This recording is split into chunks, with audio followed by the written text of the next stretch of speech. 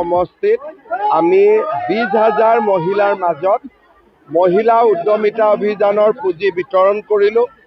ৰাতিপুৱা নৰ্থ কৰিমগঞ্জ, তাৰপিছত কাটলিচেৰা, কাটিগড়া আৰু এতিয়া আমাৰ বৰখলা। তো মোটামুটি দুটা এটা সমষ্টিক বাদ দি বৰাক উপত্যকাত আমাৰ 10খন সমষ্টিৰ উদ্যমিতা অভিযান হৈ গ'ল। মই সকলোকে ধন্যবাদ আৰু অভিনন্দন জনাইছোঁ। আজি মই বিহু দিনাখন পলিটিকেল কথা বেছি ক'ব খোজা নাই।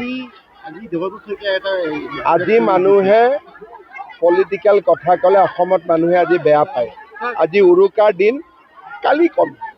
আমার কোশ্চেন আসামে সমগ্র আসামে মহিলা উদ্যমিতা যোজনার আপনারা চেক বিতরণ করছেন 10,000 টাকাটা, কিন্তু এই যে মহিলার 12 জনের গ্রুপ 15 জনের গ্রুপ রয়েছে, 2 জনের নাম কাটা হচ্ছে। এই কথাটা বিধায়কের জিজ্ঞেস করলে বলছেন কি কোর্ট করবেন না, খবরে কোর্ট করবেন না। আমরা এই কথাগুলো বুঝাচ্ছেন তারা কানছে কেন গ্রুপগুলা নর্মালি 10 গ্রুপে হয়। এর জন্য আমি 10টার জন্য স্যাংশন করেছি। দুটো যে এক্সট্রা মেম্বার গ্রুপে আছে এটা নিয়মের হিসাবে থাকবে না। ওনাকে নিয়ে আমি একটা নতুন গ্রুপ তৈরি করব।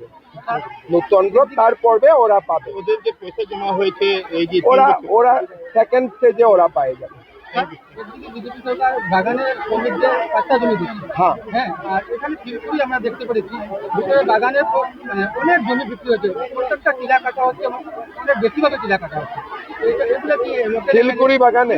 ঠিক আছে, আমি দেখে নিব।